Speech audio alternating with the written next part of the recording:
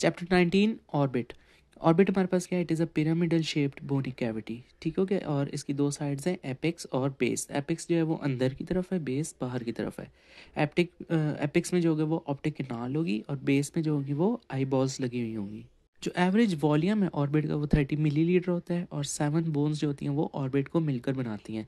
Frontal, maxilla, zygomatic, sphenoid, palatine, ethmoid और lacrimal bones. इनमें से जो थिनेस्ट बोन है ना वो लेमना पाइप्रेशी है, वो एथमॉइड साइनस के ऊपर होती है अलोंग द मीडियल वॉल। अब हर ऑर्बिट की ना एक रूफ है, एक फ्लोर है, एक लैटरल वॉल है और एक मीडियल वॉल है, ठीक हो गया। यानी अप डाउन लेफ्ट राइट, ये चार इसकी ना ऑर्बिट की, एक ऑर्बिट की जो होंगी वो वॉल होंगी। ये किन किन बोन से मिलकर बनी होती है ये देख लें। रूफ में हमारे पास जो होता है लेसर विंग ऑफ स्फीनॉइड और फ्रंटल बोन का ऑर्बिटल प्लेट होता है। लैटरल साइड जो होगी उसमें ग्रेटर विंग ऑफ स्फीनॉइड और जाइगोमैटिक। फ्लोर किससे मिलकर बनता है, जाइगोमैटिक, मैक्सिला और पैलाटिन से। और मीडियल वॉल किससे मिलकर बनती है, मैक्सिलरी, ठीक है, लैक्रिमल, एथमॉइड और स्फीनॉइड से। ऑर्बिट की बेस वो जो आगे की तरफ खुलती है उसको हम कहते हैं orbital base. It is anterior opening, ठीक है, ऑफ द ऑर्बिट। और इसके ये किस तरह बाउंड होती है, it is bounded by orbital margins. कौन कौन बनाते हैं इसके मार्जिन, फ्रंटल और मैक्सिलरी बोन। एपिक्स क्या होता है, पोस्टीरियर या फिर जो अंदर की तरफ होती है, ठीक है। तो चारों वॉल्स जहाँ पर कन्वर्ज करती हैं वो इसकी क्या बनाएंगी, एपिक्स बनाएंगी। उसके अलावा होता है orbital aperture. Aperture means collection of three things. क्या आ सकता है इसमें, ऑप्टिक कैनाल आ सकता है, सुपीरियर ऑर्बिटल फिशर आ सकता है और इन्फीरियर ऑर्बिटल फिशर आ सकता है। इसी ऑर्बिट के अंदर छोटे छोटे पर्चेज हैं, मोरियाँ हैं। अब ऑप्टिक कैनाल हमारे पास क्या होते हैं, 5 से 10 जो होता है ना मिलीमीटर लॉन्ग होती है and it is located in the lesser wing of sphenoid. Optic canal में से क्या क्या गुजरता है, ऑप्टिक नर्व, ऑफ्थेल्मिक आर्टरी और सिंपैथेटिक नर्व्स। उसके अलावा आता है सुपीरियर ऑर्बिटल फिशर। ये किस किस के दरमियान होता है, between the greater and lesser wings of the sphenoid bone. इसमें से क्या क्या गुजरता है, 3, 4, 6 नर्व्स गुजरती हैं, ऑक्यूलोमोटर, एब्ड्यूसेंट और ट्रॉक्लियर नर्व्स ये गुजरती हैं। फिफ्थ ट्राइजेमिनल नर्व गुजरती है, सिंपैथेटिक फाइबर्स गुजरते हैं, ऑर्बिटल वेन्स गुजरती हैं और रिकरेंट ब्रांच ऑफ ऑफ्थेल्मिक आर्टरी। खुद ऑफ्थेल्मिक आर्टरी ऑप्टिक कैनाल में से गुजरती है, उसकी जो एक रिकरेंट ब्रांच है वो सुपीरियर ऑर्बिटल फिशर में से गुजरती है। उसके बाद है इंफीरियर ऑर्बिटल फिशर। ये क्या, it is located in the lower part of orbital apex. Apex के लोअर पार्ट में होगा। इसमें से क्या क्या गुजरेगा, जो ट्राइजेमिनल नर्व है उसकी सिर्फ मैक्सिलरी डिवीजन, ट्राइजेमिनल 3 डिवीजन देती है, ऑफ्थेल्मिक, मैक्सिलरी और मैंडिबुलर।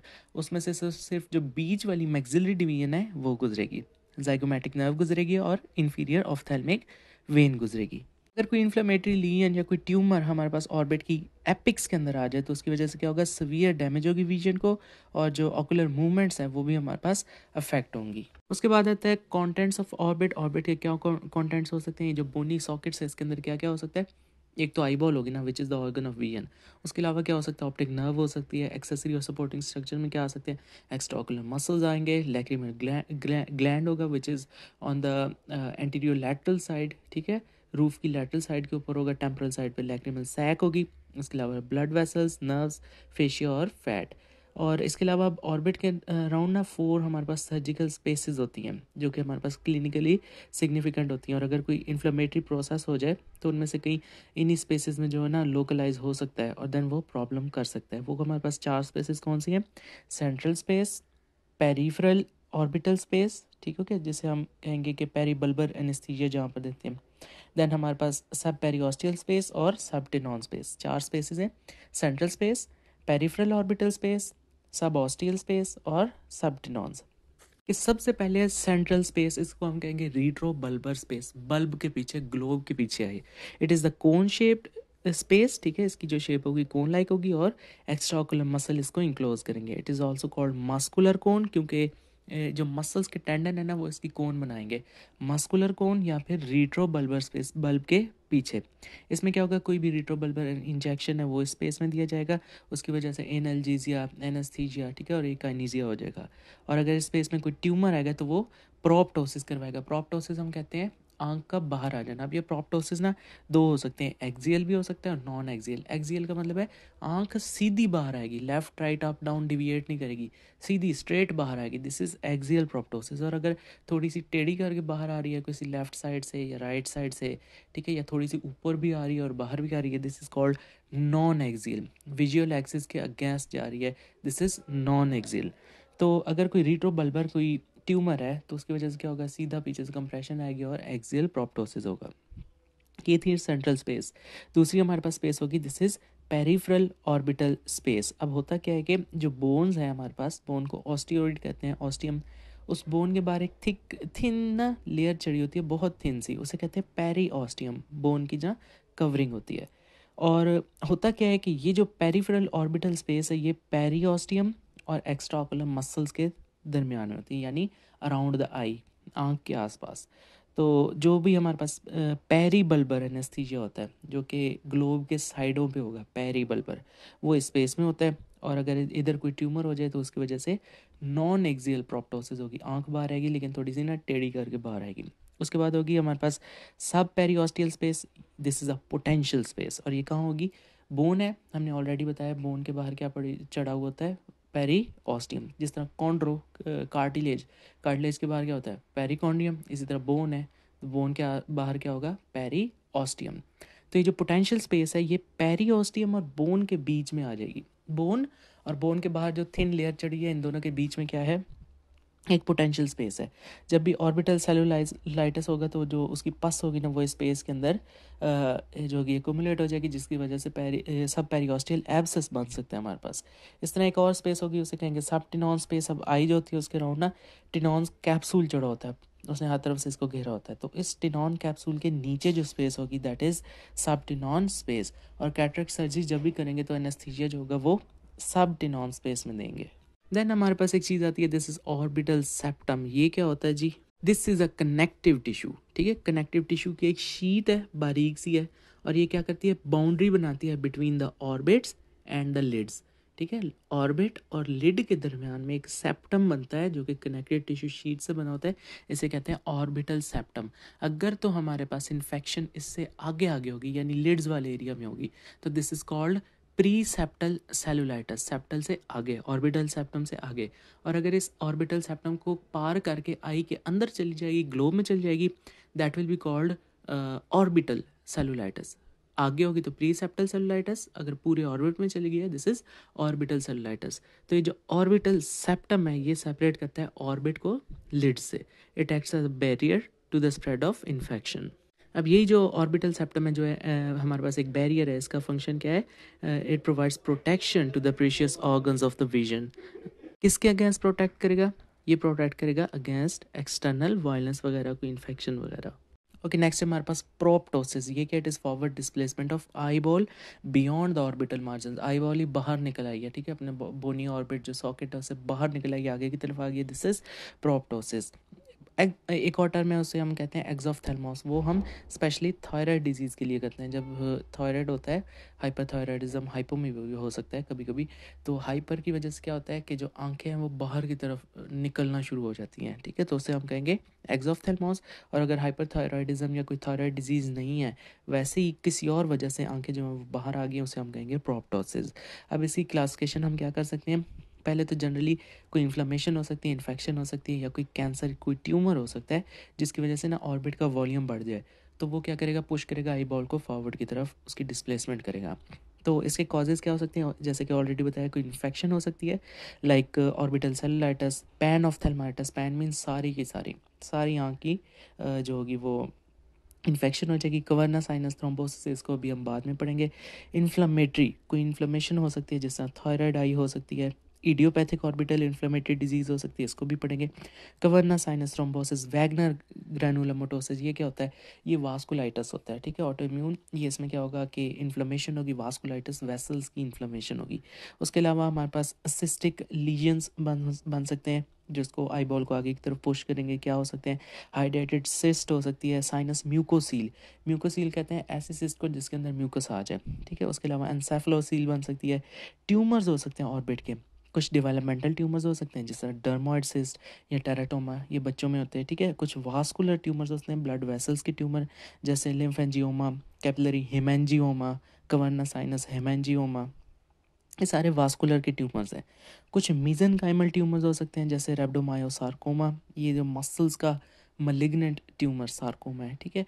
उसके अलावा कुछ न्यूरल ट्यूमर्स हो सकते हैं जैसे ऑप्टिक नर्व ग्लायोमा, नहीं, मेनिंजियोमा, न्यूरोफाइब्रोमा, कुछ प्रोलिफरेटिव डिसऑर्डर्स, लिम्फोमा, उसके अलावा लैक्रिमल ग्लैंड के ट्यूमर्स हो जाए, एडिनोमा, ठीक है, कार्सिनोमा, एडी कहते हैं ग्लैंड को, ठीक है, तो एडिनोमा उसका benign tumour, carcinoma malignant tumour, आई बॉल्स के ट्यूमर हो सकते हैं जिस तरह रेटिनोब्लास्टोमा, मैलिग्नेंट मेलानोमा, साइनस के ट्यूमर्स हो सकते हैं, मैक्सिलरी साइनस कार्सिनोमा, ठीक है, एथमोइडल कार्सिनोमा, नेजल फ्रिंजियल कार्सिनोमा, कुछ मेटास्टैटिक ट्यूमर्स हो सकते हैं जो मेटास्टेसाइज करें, उसके अलावा उसमें हमारे पास हो सकते हैं न्यूरोब्लास्टोमा, ल्यूकीमिया, कुछ हमारे पास चाइल्डहुड प्रोप्टोसिस के कॉजेज, अगर किसी बच्चे में कोई आंख बाहर आ रही है, ठीक है, बाहर की तरफ डिस्प्लेस हो गई है, अपने ऑर्बिट से बाहर आ गई है बच्चों में, तो उसके क्या कॉजेज हो सकते हैं, डर्मोइड सिस्ट, ये डेवलपमेंटल हमारे पास होती है सिस्ट, ठीक है, तो वो इसको पुश कर सकती है, टेराटोमा हो सकता है, सेलुलाइटस हो सकता है, thyroid eye disease, capillary haemangioma और रेप्टोमायोसार्कोमा, ये जो है ये बच्चों में हो सकता है।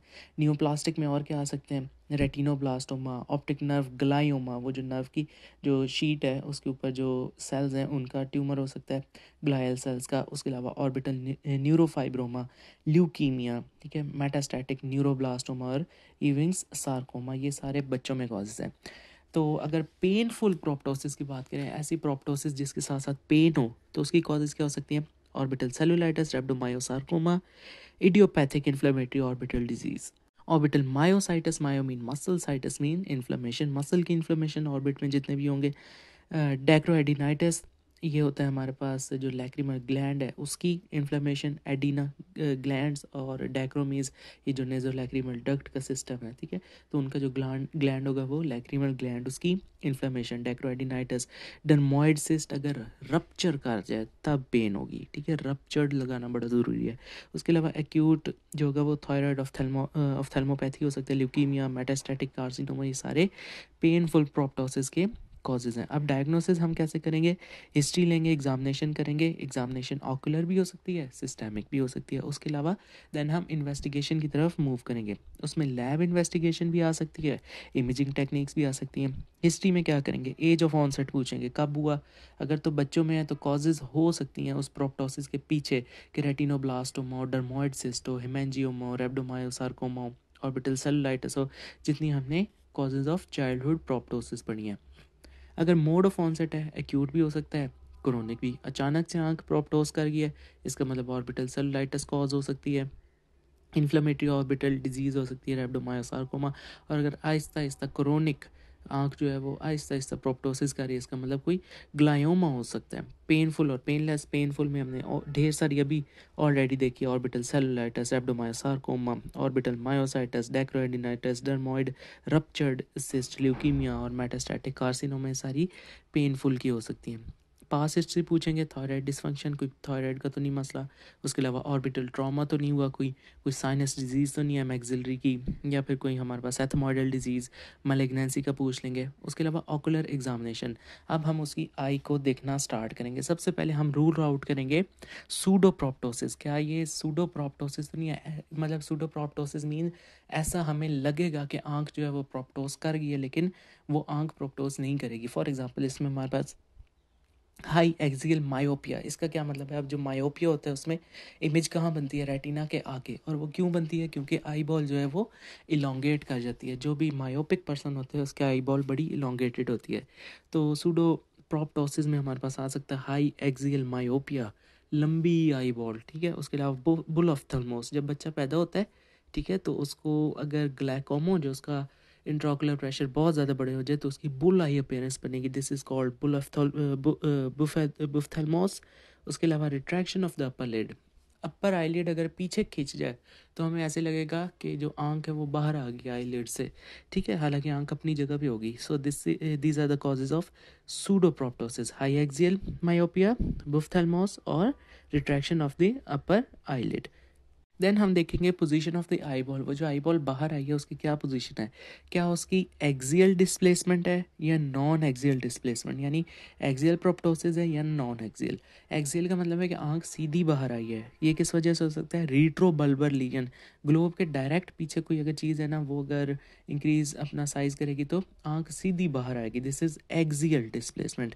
रीट्रो बल्बर लीजन्स में आ सकते हैं glioma, meningioma, cavernous haemangioma, thyroid ophthalmopathy, ये आ जाएंगे। देखेंगे। और अगर नॉन एक्सियल डिस्प्लेसमेंट है, इसका मतलब आंख के बिल्कुल पीछे नहीं है, कोई साइड से है, ठीक है, तो आंख बाहर आ रही है लेकिन स्ट्रेट बाहर नहीं आ रही, थोड़ा लेफ्ट राइट अप डाउन इधर उधर हो के बाहर आ रही है, तो उस केस में हमारे पास जो होंगे वो ग्रोथ वो कहाँ से हो सकती है, पैरानेजल साइनसिस में कोई ट्यूमर हो सकता है, लैक्रिमल ग्लैंड की जो है वो ग्रोथ हो गई है, ठीक है, क्योंकि लैक्रिमल ग्लैंड जो होता है ना वो जो रूफ होती है उसके लैटरली साइड पे होता है, यानी टॉप लेफ्ट टॉप और लैटरल पे होता है, ठीक है, तो लैक्रिमल ग्लैंड की हमारे पास जो होगी वो कोई ग्रोथ हो सकती है, मेटास्टेसिस हो सकता है। इसके अलावा पाल्पेशन करेंगे तो ऑर्बिटल लीजन्स जो होंगे ना वो पाल्पेबल हो सकते हैं, किन किन में, लिम्फोमा में, dermoid, neurofibroma, lacrimal gland tumours में। पल्सेशन देखेंगे वो सिर्फ तब आएगी जब कोई एट्रियोवीनस फिस्टूला बन जाए या मेनिंजोसील हो जाए। उसके अलावा क्या देखेंगे, चेंज इन साइज प्रोप्टोसिस। और क्या ओकुलर एग्जामिनेशन में हम देख सकते हैं विजुअल एक्यूटी उसकी चेक कर सकते हैं कि अगर उसकी विजुअल एक्यूटी अफेक्टेड है तो ऑप्टिक नर्व इन्वॉल्व हो सकती है या फिर कॉर्निया अफेक्ट हो सकता है, ठीक है, तो ऑप्टिक नर्व का कोई ट्यूमर हो सकता है या फिर केराटोपैथी कॉर्निया की कोई जो होगी वो पैथोलॉजी हो सकती है। प्यूपल रिएक्शन देखेंगे और अगर तो ऑप्टिक नर्व इन्वॉल्व हुई तो उसकी वजह से RAPD होता है, रिलेटिव आफ्रेंट प्यूपिलरी डिफ्लेक्ट, और ऐसा प्यूपल जिसमें RAPD हो, रिलेटिव आफ्रेंट प्यूपिलरी डिफेक्ट, उस प्यूपल को हम कहते हैं कि मार्कस गन प्यूपल है। प्यूपिल के चैप्टर में हमने ऑलरेडी पढ़ा था आफ्रेंट प्यूपिलरी डिफेक्ट्स। इसमें क्या होता है, जब हम लाइट होगी ना वो आंखों में मारेंगे, जब फॉर एग्जांपल एक आंख में हम लाइट मारते हैं तो क्या करते हैं, दोनों आंखों के जो प्यूपिल होते हैं वो कंट्रैक्ट करते हैं। क्यों? क्योंकि एडिंगर वास्टफॉल का जो न्यूक्लियस होता है वहाँ पर इनकी डिकसेशन जो क्रॉसिंग हुई होती है। तो जिस आंख में अगर नॉर्मली अगर हम लाइट मारें तो क्या होता है कि दोनों प्यूपिल कंट्रैक्ट करते हैं। अब जहाँ पर आफ्रेंट पिपलरी डिफेक्ट होगा ना, for example relative afferent pupillary defect, तो उसमें क्या होगा, जब हम डिफेक्टेड आई के ऊपर हम लाइट मारेंगे तो क्या होगा, दोनों आंख के प्यूपल डायलेट करेंगे। उन्हें कंट्रैक्ट करना चाहिए था लेकिन वो डायलेट कर गए। क्यों? क्योंकि कोई ऑप्टिक नर्व की इन्वॉल्वमेंट है, उसका कोई लीजन वगैरह है, इस वजह से। तो जो आफ्रेंट पिपलरी डिफेक्ट होता है ये रिलेटिव भी हो सकता है, ये टोटल भी हो सकता है। अगर तो ये RAPD है, रिलेटिव आफ्रेंट पिपली डिफेक्ट है, तो उस पीपल को हम कहेंगे मार्कस गन पीपल। और अगर ये टोटल आफ्रेंट पिपलरी डिफेक्ट है, TAPD है, तो हम इसे कहेंगे एम्यूरोटिक पीपल। तो इस केस में हमारे पास जो पीपल बनेगा वो मार्कस गन पीपल बनेगा। क्यों? क्योंकि यहाँ पर रिलेटिव आफ्रेंट पिपलरी डिफेक्ट है। क्यों हुआ है? ऑप्टिक नर्व इन्वॉल्व हुई है। ऑक्यूलर एग्जामिनेशन में और हम क्या देखेंगे, ऑक्यूलर मोबिलिटी देखेंगे जो कि रिस्ट्रिक्ट हो सकती है, किसमें, थायराइड डिजीज़ में हो सकती है, कोई एक्सेस ट्यूमर हो गए या कोई न्यूरोलॉजिकल डिफेक्ट्स हैं। उसके अलावा पेरी ऑर्बिटल चेंजेस देखेंगे, यानी आइज़ के अराउंड, ऑर्बिट्स के अराउंड कोई सॉफ्ट टिश्यूज़ है उनमें कोई चेंजेस। सॉफ्ट टिश्यूज़ क्या हो सकते हैं, आईलिड हो सकती है, कंजक्टिवा हो सकते हैं, इनके अंदर चेंजेस। फंडोस्कोपी या ऑफ्थेल्मोस्कोपी से हम क्या देखते हैं, रेटिना देखते हैं। तो हमें रेटिना के ऊपर क्या क्या चीज़ें होती हैं, रेटिना के ऊपर जहाँ पर ऑप्टिक नर्व आती है वहाँ पर ऑप्टिक डिस्क बनती है, ठीक है। इसके अलावा मैक्यूला भी होता है रेटिना के ऊपर, जहाँ पर जो सारी लाइट होती है, जो रेज आइज़ के अंदर आ रही होती हैं वो फोकस होती हैं। तो जब हम फंडस एग्जामिनेशन करेंगे वो क्या दिखाएगा कि जो हमारे पास ऑप्टिक डिस्क है वो नॉर्मल भी हो सकती है, उसका डीमा भी हो सकता है, एट्रोफी भी हो सकती है, और वेसल्स की शंट्स भी आ सकती हैं। इसके अलावा मेजरमेंट ऑफ प्रोप्टोसिस, अब जो प्रोप्टोसिस आंखें जो बाहर आ गई हैं उनको हम मैयर किस तरह कर सकते हैं, इस प्रोसीजर को हम कहेंगे एक्सोफ्थेल्मोमीट्री, ठीक है। मीट्री मीन मैयर करना, एक्सोफ्थेल्म मीन मतलब आई जो बाहर आ गई है, एक्सोफ्थेल्मोमीट्री। और इसमें करेंगे क्या कि जो कॉर्निया, जो आई का सबसे ज़्यादा एपिकल पार्ट है जो बाहर आएगा वो क्या होगा, कॉर्निया होगा। तो जो कॉर्निया के जो मैक्सिमम पॉइंट ऑफ बल्जिंग है, ठीक है, उसे हम कहेंगे एपिक्स है। तो हम मैयर कर लेंगे कि apex of the cornea outer orbital margin से कितना दूर है, ठीक है। और जो नॉर्मल वैल्यू होती है वो 10 से 20 मिलीमीटर के दरमियान होती है दोनों आइज़ में। तो अगर तो 21 मिलीमीटर या इससे ज़्यादा हो गया तो इसका मतलब प्रोप्टोसिस हुई हुई है। और अगर दोनों आइज़ का डिफरेंस 2 मिलीमीटर के दरमियान है तो इसका भी मतलब है कि कोई प्रोप्टोसिस हुई हुई है।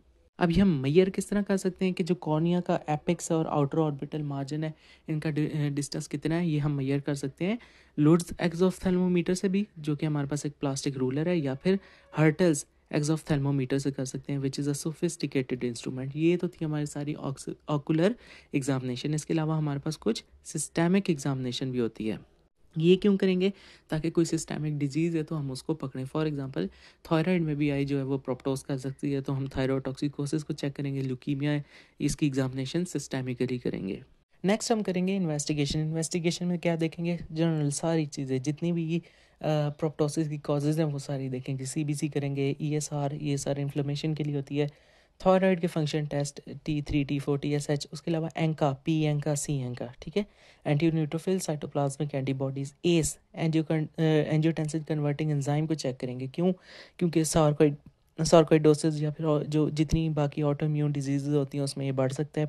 उसके अलावा कैसोनी टेस्ट करेंगे हाइड्रेटेड सिस्ट की वजह से, उसकी वजह से भी आई जो है वो प्रोप्टोस कर सकती है। इमेजिंग टेक्निक्स में क्या देखेंगे, प्लेन एक्सरे करेंगे, ठीक है, for the enlargement of orbital cavity, optic foramina और कैल्सिफिकेशन। अल्ट्रासोनोग्राफी करेंगे। अल्ट्रासोनोग्राफी दो तरह की होती है, ए भी होती है, बी भी होती है। अल्ट्रासोनोग्राफी ए जो होती है वो हमारे पास एक्सियल रेशो उससे फाइंड करते हैं, और बी जो होती है वो पोस्टीरियर चैम्बर में जितने भी हमारे पास चीज़ें हैं उसकी प्रोफाइल देती है। फॉर एग्जांपल रेटिना की डिटेल देगी, विट्रस के बारे में बताएगी, कोरॉइड के बारे में बताएगी। तो अल्ट्रासोनोग्राफी ए बी भी हम करवा सकते हैं। इसे क्या करेंगे, डिफ्रेंशिएट करेंगे सॉलिड, सिस्टेड या इनफिल्ट्रेटिव लीजन्स में। उसके अलावा सीटी स्कैन कर सकते हैं, लोकेशन और साइज़ बताएगा ऑर्बिटल मास का। एमआरआई करेंगे, ठीक है, सीटी स्कैन बोन्स के लिए होता है, हार्ट टिश्यूज़ के लिए, और एमआरआई सॉफ्ट टिश्यूज़ के लिए। उसके बाद ऑर्बिटल विनोग्राफी, कोई वेन्स वगैरह हैं वो देखेंगे। करोटेड एंजियोग्राफी, कोई हमारे पास एट्रियोवेनस मॉल फॉर्मेशंस, कोई शंट्स वगैरह तो नहीं है किसी मलिग्नेंसी की वजह से, तो हम वो देखेंगे। उसके अलावा हिस्टोपैथोलॉजी स्टडीज़ करेंगे, एफएनए भी करेंगे, 95% एक्यूरेट होता है, क्विक होता है। उसके अलावा इंसीजन बायोप्सी भी करेंगे और एक्सीजनल बायोप्सी भी करेंगे। ट्रीटमेंट डिपेंड करेगी कॉज क्या है और प्रोप्टोसिस का स्टेज क्या है। मेडिकल ट्रीटमेंट हम किस लिए करेंगे, कोई इन्फेक्शन है या इन्फ्लेमेशन है उसकी वजह से प्रोप्टोसिस हो रहा है तो हम इसको ठीक करेंगे। सर्जिकल ट्रीटमेंट भी इसकी हम कर सकते हैं। सर्जरी में क्या देख सकते हैं, अगर तो बिनाइन ट्यूमर है, कोई डर्माटोसिस्ट है तो उसके एक्सीजन कर देंगे, और अगर कोई कैंसर वगैरह है तो इस केस में हम करेंगे एक्सेंट्रेशन। एक्सेंट्रेशन क्या होता है, सारे स्ट्रक्चर जो होंगे ना ऑर्बिट को रिमूव कर देंगे, इंक्लूडिंग द आई बॉल, आँख भी निकाल लेंगे। उसके अलावा रेडिएशन थेरेपी कर सकते हैं, it is recommended for recurrence और मेटास्टैटिक ट्यूमर्स के लिए। Okay, next is infection. जब भी ऑर्बिट की इन्फेक्शन होगी उसे हम दो तरीके से डिवाइड कर सकते हैं, एक प्री सेप्टल सेलुलाइटिस, एक orbital cellulitis. Pre septal cellulitis का मतलब है कि जो ऑर्बिटल सेप्टम है जो कि लिड और हमारे ग्लोब को सेपरेट कर रही है आपस में, अगर उस ऑर्बिटल सेप्टम से आगे आगे हमारे पास कोई इन्फेक्शन होगी, this is pre septal cellulitis. और अगर पूरी ग्लोब की होगी, उस ऑर्बिटल सेप्टम को उसने पार कर लिया, अंदर आ गई है, दैट इज़ ऑर्बिटल सेलुलाइटिस। तो इसी इन्फेक्शन की एक टाइप है हमारे पास प्री सेप्टल सेलुलाइटिस। अब इसमें होता क्या है, एक्यूट इन्फेक्शन है किसकी, सबक्यूटेनियस टिश्यूज़ की, that are anterior to the orbital septum. Orbital septum जो होता है ये ऑर्बिट्स और लिड्स के दरमियान एक कनेक्टिव टिश्यू की शीट है जो एक्ट एज अ बैरियर, ये एक बैरियर की तरह हमारे पास काम करता है। तो अगर इससे आगे आगे जितनी इन्फेक्शन होगी that is pre septal cellulitis. ये बहुत ज़्यादा कॉमन कंडीशन है, ठीक है। और जो ऑर्बिटल सेलुलाइटिस है वो थोड़ी कम कॉमन है। ऑर्बिटल सेलुलाइटिस में क्या होगा कि जो ऑर्बिटल सेप्टम है इसको पार कर जाएगी सारी इन्फेक्शन और आई के अंदर आ जाएगी। सो जो प्री सेप्टल है दिस इज़ कॉमन कंडीशन, ठीक है। 80% ऑफ केसेस जो होंगे ना अंडर 10 ईयर्स वो प्री सेप्टल सेलुलाइटिस के होते हैं। एटियोलॉजी में देखें तो बैक्टीरिया आएगा, स्टेफ ऑरियस और स्टेफ पायोजीनिस। अगर पायोजीनिस होगी तो पस भी बनेगी।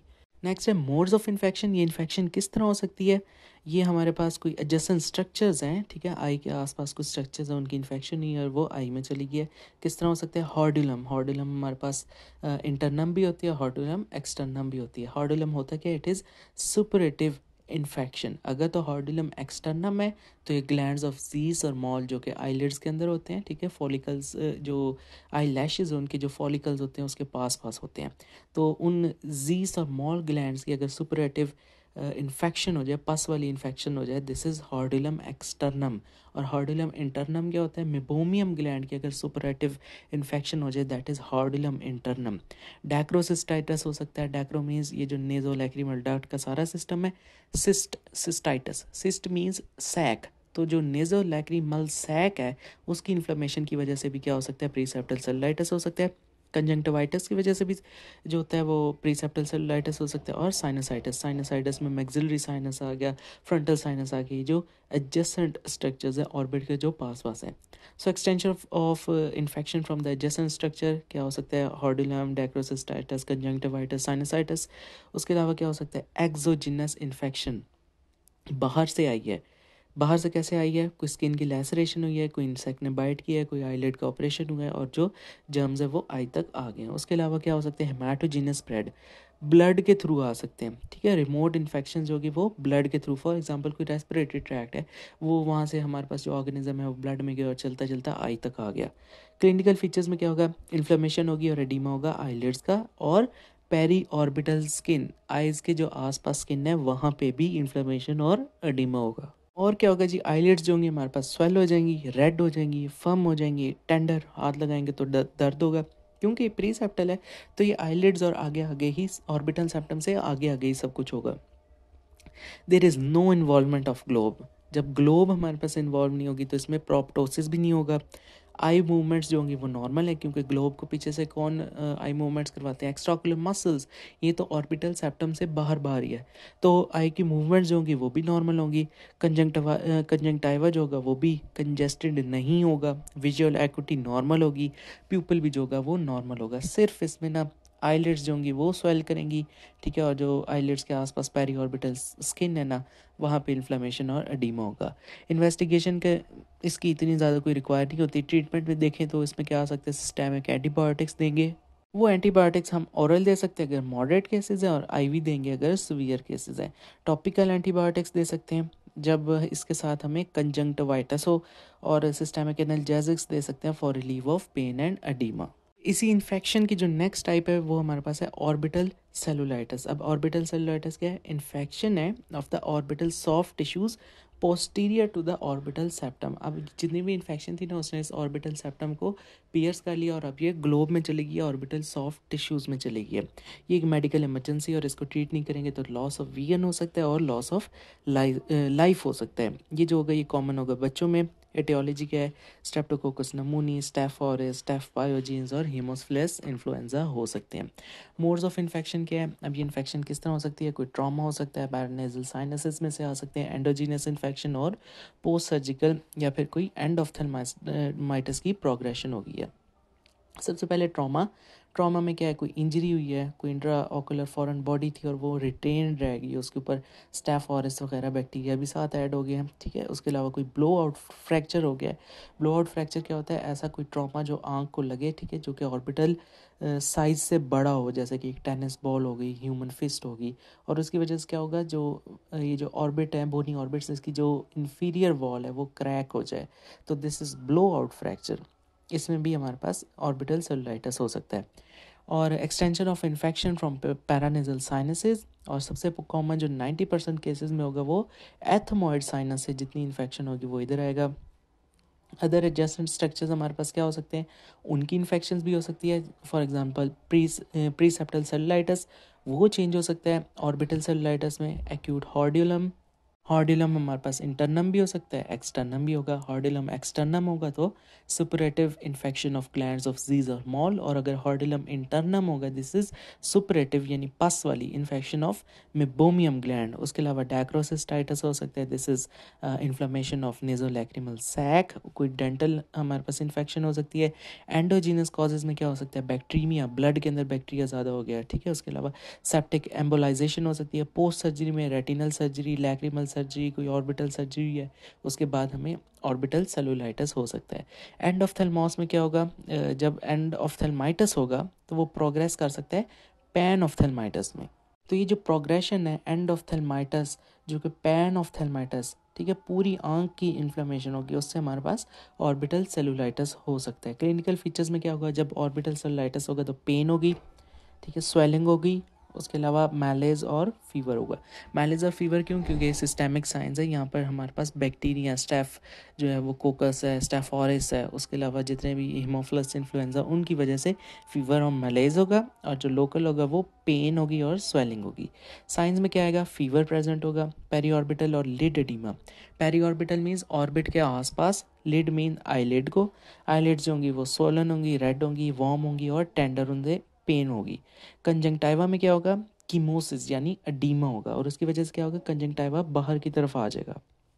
जब कंजंक्टाइवा बाहर की तरफ आएगा, उसको 24 घंटे हवा लगेगी तो क्या होगा, डेसिकेट वो जो होगा वो उस जो उसकी मॉइस्चर है वो उड़ जाएगा, ठीक है। इसके अलावा प्रोप्टोसिस हो सकती है हमारे पास वेरिंग डिग्री की, ऑर्बिटल सेलुलाइटिस है ना, इन्फ्लेमेशन है, बॉल जो है वो स्वेल हो जाएगी, तो आई बॉल जो है वो बाहर की तरफ जाएगी, प्रोप्टोसिस होगी।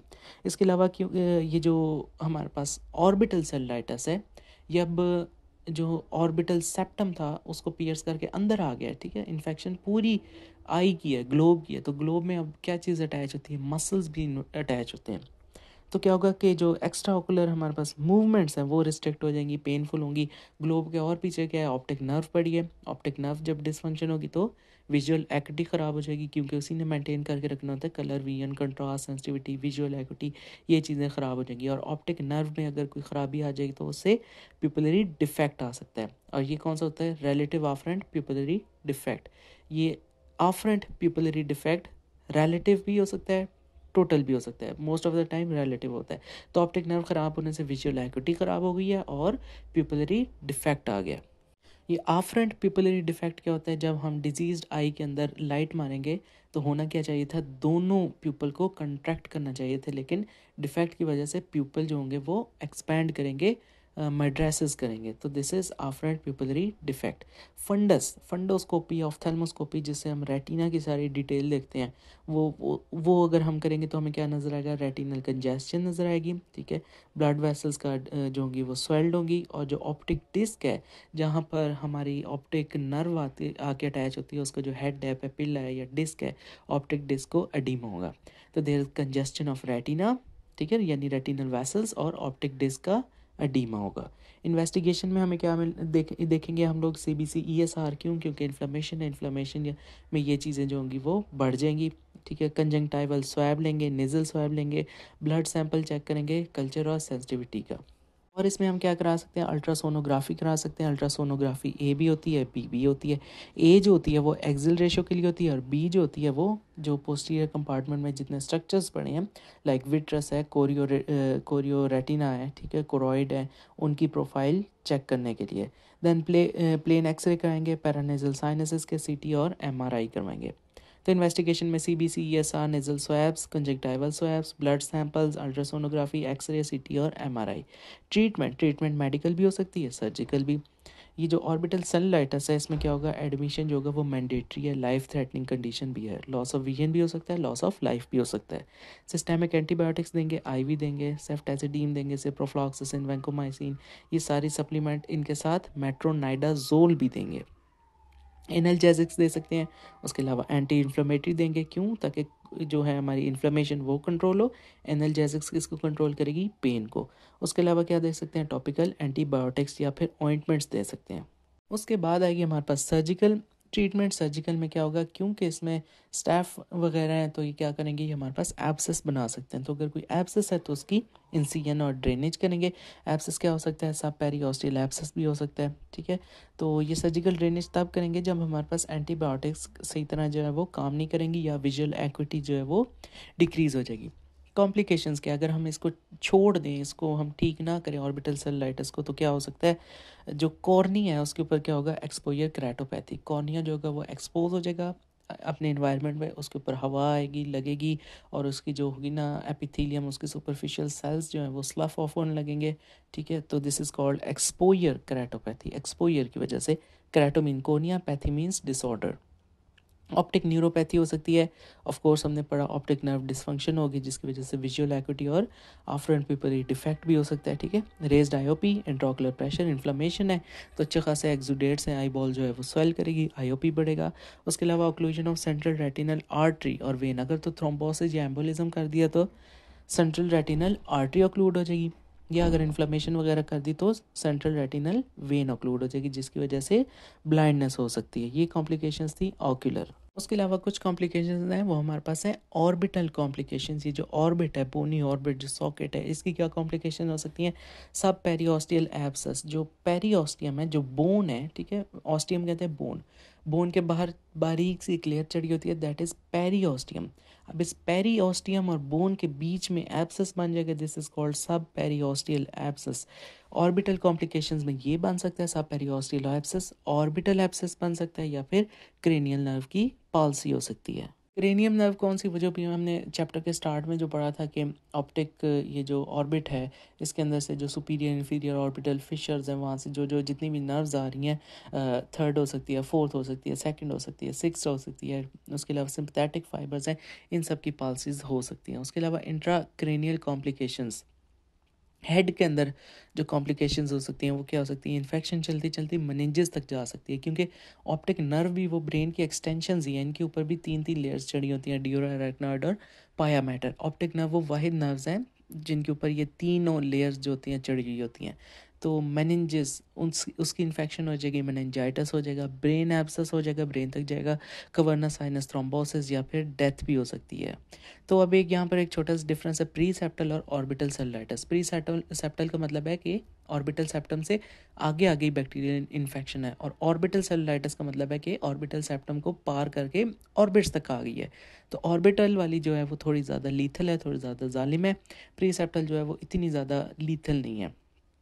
तो क्योंकि ऑर्बिट इन्वॉल्व हो गई है, पूरी आंख स्वेल कर गई है, so there is proptosis in orbital cellulitis, pre septal में नहीं होगा। अब आंख के साथ मसल्स भी लगे हैं, ग्लोब के साथ लगे हैं, आईलिड के साथ तो कोई मसल्स नहीं लगे। तो ऑर्बिटल सेलुलाइटिस में क्या होगा, पेनफुल ऑक्यूलर मोटिलिटी होगी और रिस्ट्रिक्टेड होगी। प्रीसेप्टल में ऐसा कुछ भी नहीं होगा, ऑक्यूलर फंक्शंस जो होंगे वो नॉर्मल होंगे। इस तरह ऑर्बिटल सेलुलाइटिस में उसने ऑप्टिक नर्व भी इन्वॉल्व की हुई है, ठीक है, जाहिर है जो ग्लोब है उसकी बैक साइड पे ऑप्टिक नर्व आ रही है, तो वो भी अफेक्ट होगी, विजुअल एक्टिव फारिग हो जाएगी, कलर विजन फारिग हो जाएगा, और ऑप्टिक नर्व के ही अफेक्ट होने से क्या होगा, रिलेटिव आफ्रेंट पिपुलरी डिफेक्ट होगा। ठीक हो गया। तो ये जो चीज़ें होंगी ये एब्सेंट होंगी प्रीसेप्टल में, ना कोई ऑप्टिक नर्व इन्वॉल्व होगी, ना उसकी वजह से विजुअल एक्यूटी ख़राब होगी, ना कलर विजन ख़राब होगा, ना कंट्रास्ट सेंसिटिविटी ख़राब होगी, ना ही कोई प्यूपल का डिफेक्ट आएगा, ना ही कोई रिलेटिव आफ्रेंट प्यूपलरी डिफेक्ट होगा।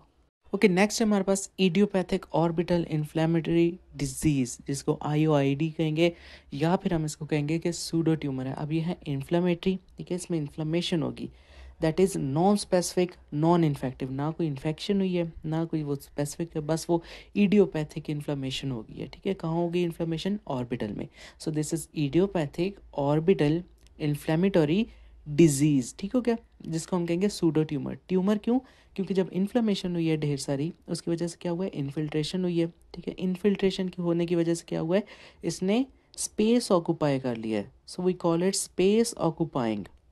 ये जो स्पेस ऑक्यूपाई करने वाली हरकत है ये कौन करता है, ये तो ट्यूमर करता है, लेकिन यहाँ पर तो ट्यूमर है ही नहीं, so we call it pseudo tumour यानी फॉल्स ट्यूमर। तो ये IOID क्या है, it is non specific non infective space occupying orbital infiltration with inflammatory features, यानी इसमें सिर्फ इन्फ्लेमेशन के फीचर्स आएंगे।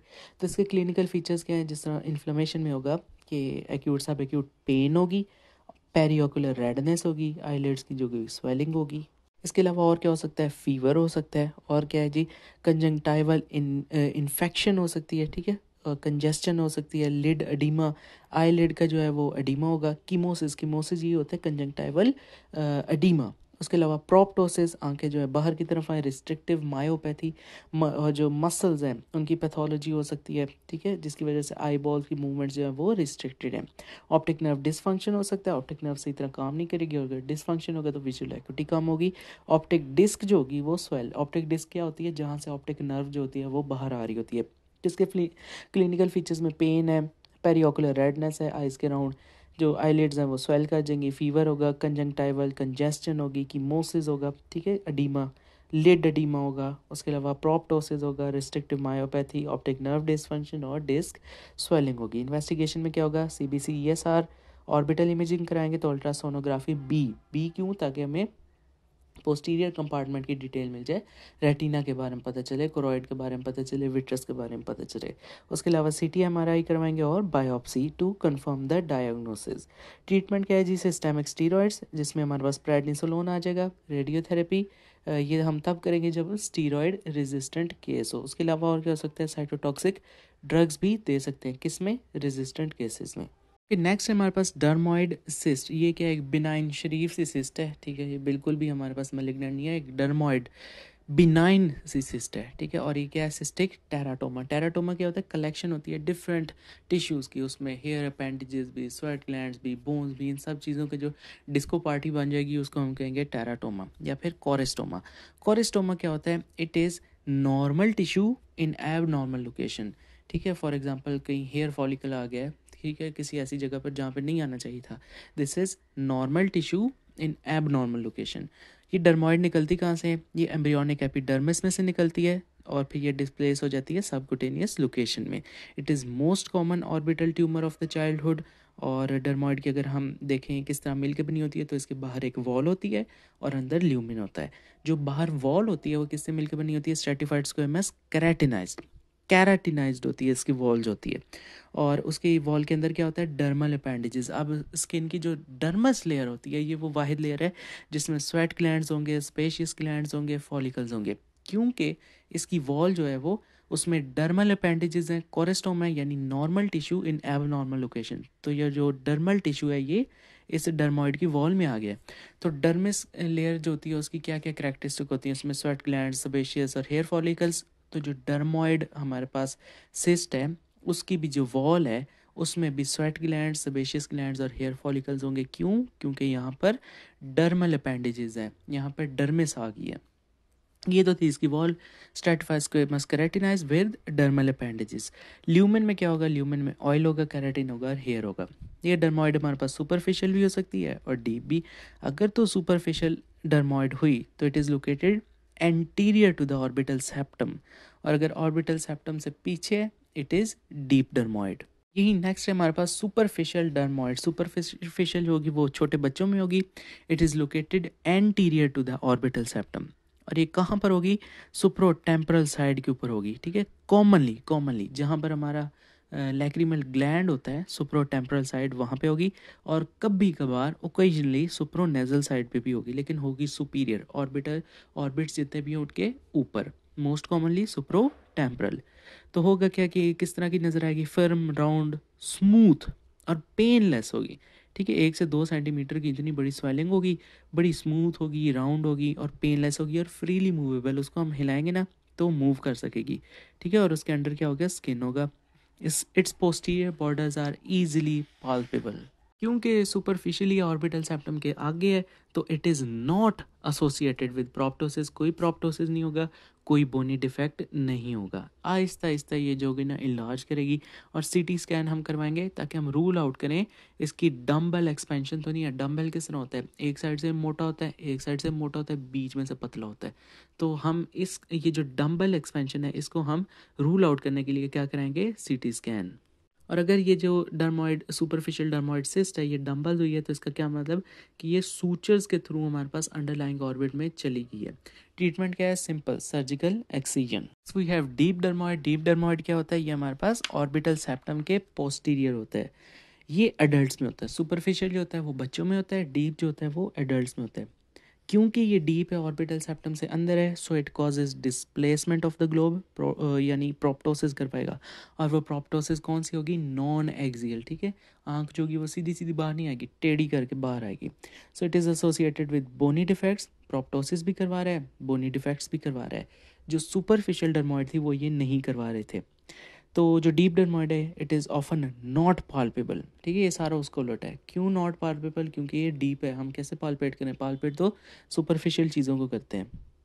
उसके अलावा अगर सीटी स्कैन कराएंगे तो हमें क्या नज़र आएगा, हेट्रोजीनियस वेल सर्कमस्क्राइब्ड लीजन। इसकी कॉम्प्लिकेशन क्या है, ये लीक कर सकती है इनलार्ज होने के बाद, और इसके जो कंटेंट्स हैं जितने भी वो क्या होंगे, सराउंडिंग टिश्यूज़ में जाएंगे, जिसकी वजह से पेन होगी, ग्रैनुलोमा फॉर्मेशन होगी और इन्फ्लेमेशन होगी।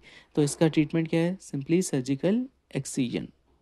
नेक्स्ट है एपिडर्मॉइड सिस्ट। अभी तक जितनी सिस्ट पड़ी थी वो डर्मॉइड सिस्ट थी। डर्मॉइड में क्या था, जो उसकी वॉल थी ना स्ट्रेटिफाइड स्क्वेमस केराटिनाइज, उसके अंदर डर्मॉइड अपेंडेजेस थी, और डर्मिस होने की वजह से ही, क्योंकि उसके अंदर डर्मिस आ गई थी तो डर्मिस की करैक्टरिस्टिक है उसके अंदर हेयर फॉलिकल्स और सेबेशियस ग्लैंड्स और ये चीज़ें हों। अब हमारे पास जो सिस्ट है उसकी वॉल के अंदर डर्मिस नहीं है, उसकी वॉल के अंदर एपिडर्मिस है। तो जितने भी वो हमारे पास अपेंडेजेस थे, डर्मल अपेंडेजेस, वो अब ख़त्म हो जाएंगे, यानी कि ये जो एपिडर्मल सिस्ट है इसमें हमारे पास ना कोई स्वेट ग्लैंड्स होगा, ना कोई सेबेशियस ग्लैंड होगा, ना कोई हेयर फॉलिकल होगा। इसकी लाइनिंग जो होगी वो केराटिन की होगी, और इसकी लाइनिंग में एपिडर्मिस होगी, डर्मिस नहीं होगी। सिंपल इतना ही डिफरेंस है। और ट्रीटमेंट क्या है? Simply surgical excision. फिर नेक्स्ट हमारे पास रैप्डोमायोसार्कोमा। रैप्डोमायो मीन्स जो मसल्स हैं, सार्कोमा मीन्स मलिग्नेंट कैंसर। तो ये जो जितने भी स्ट्राइएटेड मसल्स हैं उसका मलिग्नेंट कैंसर है। It is common primary orbital malignancy, और ये फर्स्ट डिकेड में हमारे पास शो हो जाएगी। ये क्यों होते हैं? मीजेनकाइमल सेल्स की वजह से होते हैं। मीजेनकाइमल सेल्स वो सेल्स होते हैं जिनके अंदर पोटेंशियल होता है कि वो चेंज करें। ये मीजेनकाइमल सेल्स जब मलिग्नेंट हो जाएंगे तो ये किसके अंदर डिफ्रेंशिएट होंगे? स्ट्राइएटेड मसल्स के अंदर। This is रैप्डोमायोसार्कोमा। ठीक हो गया। और इसमें जो हिस्टोलॉजिकली हमारे पास 3 टाइप्स आ सकती हैं: एम्ब्रियोनल रैप्डोमायोसार्कोमा, एल्वियोलर रैप्डोमायोसार्कोमा और प्लियोमॉर्फिक रैप्डोमायोसार्कोमा। तो अगर इसके क्लिनिकल फीचर्स देखें तो यूनिलैटरल प्रोप्टोसिस, जिस आंख में ये होगा वो आंख बाहर आना शुरू हो जाएगी, प्रोप्टोसिस हो जाएगा, और ऑर्बिटल इन्फ्लेमेशन होगी। इसकी जो क्लिनिकल पिक्चर है ना वो ऑर्बिटल सेलुलाइटिस से मिलती जुलती है, लेकिन एडवांस केसेस में बहुत ज़्यादा सीवियर प्रोप्टोसिस होगा, और ये कॉमनली किस साइड पे होती है? सुप्रोनेजल क्वाड्रेंट। तो यहाँ से हमें एक पता चलती है बात कि अगर तो कोई हमारे पास मैस है वो सुप्रो टेम्परल क्वाड्रेंट पे है, तो most probably that is going to be superficial dermoid.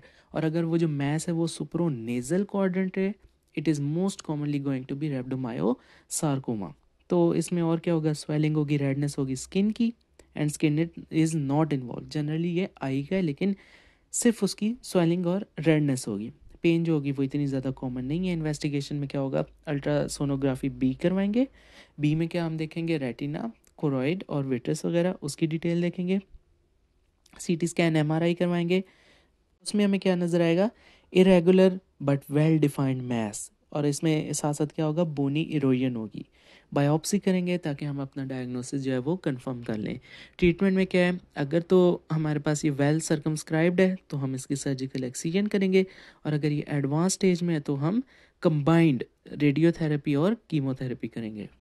Okay, next है optic nerve glioma. Optic nerve second cranial nerve है जो आई के पीछे से आती है और ऑप्टिक डिस्क बनाती है। अब इस ऑप्टिक नर्व की कुछ मज़े की बातें हैं। ये वाहिद क्रेनियम नर्व है जिसके ऊपर तीनों शीट्स चढ़ी होती हैं: ड्यूरा मैटर, अरेक्नॉइड मैटर और पाया मैटर।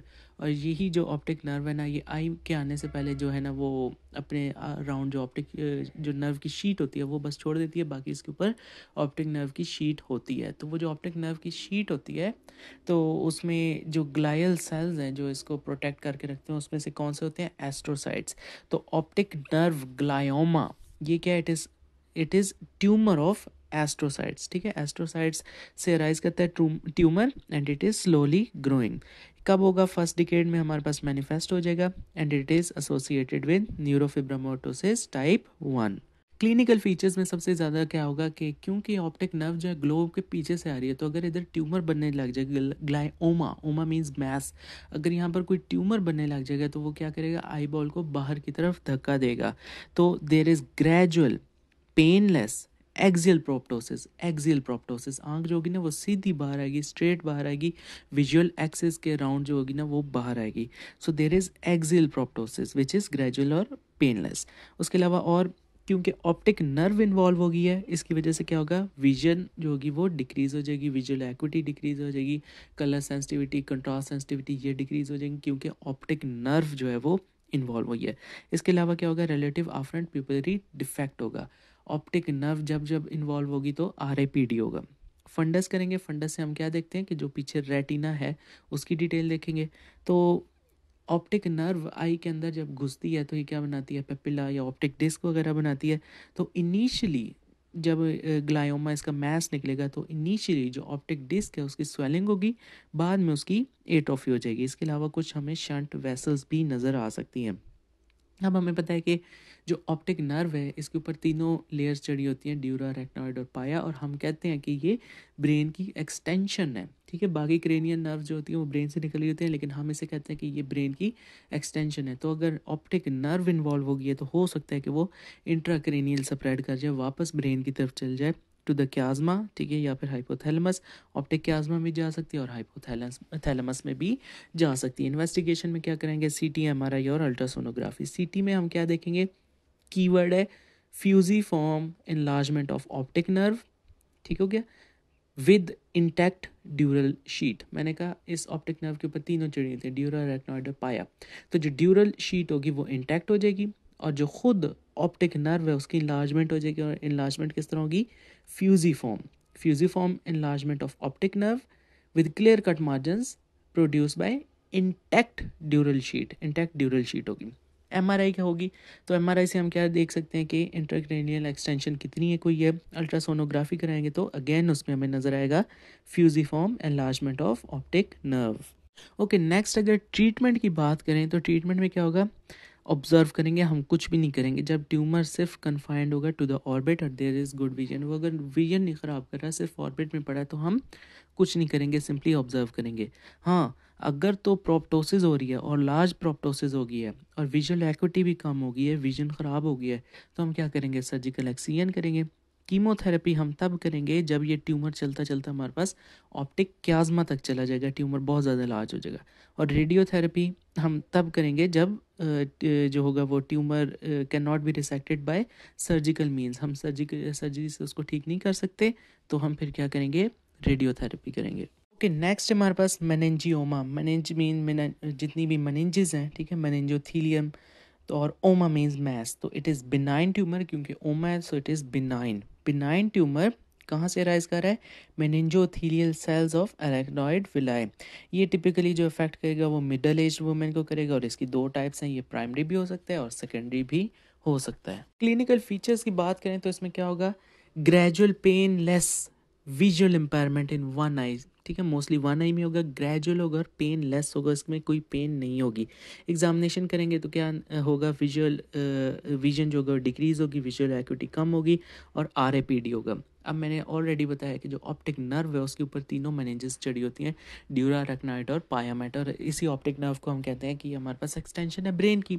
तो जो मेनिंजेस हैं वो ऑप्टिक नर्व के ऊपर चढ़ी हैं, अगर उनका ओमा मैस हो जाए, मेनिंजियोमा हो जाए, तो वो ऑप्टिक नर्व को जो इफेक्ट करेंगी। तो ऑप्टिक नर्व की वजह से क्या होगा, विजन ख़राब हो जाएगी। ऑप्टिक नर्व की वजह से जो होगा वो प्यूपिल, उसमें डिफेक्ट आएगा, this is relative afferent pupil defect, RAPD।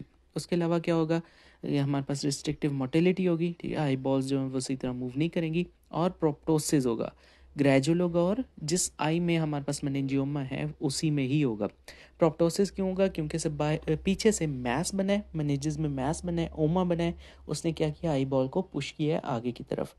Fundus examination या फिर ऑफ्थेल्मोस्कोपी हम करेंगे, जिसमें हम रेटिना की डिटेल देखते हैं, तो उसमें हमें क्या नज़र आएगा, जो जहाँ पर हमारे पास ऑप्टिक नर्व आई में आती है उस वहाँ वो अपना हेड बनाती है, पेपिला बनाती है या ऑप्टिक डिस्क बनाती है।